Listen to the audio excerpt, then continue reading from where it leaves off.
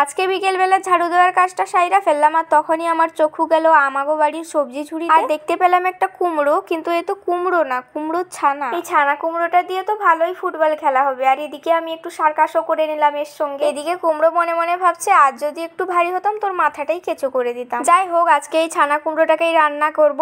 আর বঁটি দিয়ে আস্ত কুমড়ো কাটতে বসে পড়লাম। ছানা কুমড়ো হলে কি হলো, এটা কাটতেই আমার সব এনার্জি বিদায় নিয়ে নিল। এদিকে আমাগো নজর তো কুমড়োর বীজগুলোই ছিল, একটু তেলে ভেজে দিলেই মুখ চুলকানি খাবার। এদিকে কুমড়ো তো কাইটা ফেললাম, এখন কি যে হাতি গড়া বানামু। ও মা, তাই তো ইউটিউব কাকুর কথা কেমনে ভুলে যাই। সব ঘর ঘর করে বলে দেওয়ার জন্য ইউটিউব কাকুই একমাত্র ভরসা। তাই আর কি ইউটিউবে সার্চ করলাম কুমড়োর রেসিপি, আর প্রথমেই এলো কুমড়োর ছক্কা। ক্রিকেটে তো ছক্কা হয়, কিন্তু সবজিতেও যে ছক্কা হয় এটা প্রথমবার শুনলাম। তাই আর কি ঢাল তরোয়াল নিয়ে নেমে পড়লাম রান্নায়। এদিকে তেলের মধ্যে 5 ফোড়ন, শুকনো লঙ্কা, তেজপাতা, এক টুকরো দালচিনি আর একটা এলাচ দিয়ে ভেজে নিলাম। এরপর পেঁয়াজ কুচিগুলো ভেজে ডুমো ডুমো করে কেটে রাখা কুমড়ো আর আলুটা দিয়ে দিলাম। এরপর একটুখানি নাড়াচাড়া করে ঢাকনা দিয়ে দিলাম কিছুক্ষণের জন্য। এরপর ঢাকনাটা খুলে আদা আর কাঁচা লঙ্কার বাটাটা দিয়ে সব রকমের মশলাও দিয়ে দিলাম। এরপর ভিজিয়ে রাখা ছোলাটা দিয়ে হালকা একটু চিনি দিয়ে দিলাম। হ্যাঁ, আমরা কুমড়োতে চিনি খাওয়ারই পাবলিক, আমাদের মতো কি কেউ আছো? এবার চেরা কাঁচা লঙ্কাটা দিয়ে জল দিয়ে দিলাম। ব্যাস, আমাদের আর ওখানে নাক গলানোর দরকার নেই, এবার উনুনের পালা। এদিকে চলে এলাম লুচি বেলতে। মোটুর সাথে যেমন পাতলুকে মানায়, সেরকম কুমড়োর তরকারির সাথে লুচিটাকেই মানায়। এদিকে আমার গোল লুচি বেলার প্রতিযোগিতা চলছে, ত্রিভুজ চতুর্ভুজ সবকিছুই হচ্ছে, কিন্তু গোল আর হচ্ছে না। শেষমেশ কোন রকম ভাবে একটা করলাম, আর যাই বলো লুচিটা ফুলে ঢোল হয়ে গেছে। কিন্তু এদিকে দেখি ছানা কুমড়োর ছক্কাটাও সিদ্ধ হয়ে পাকের মতো হয়ে গেছে,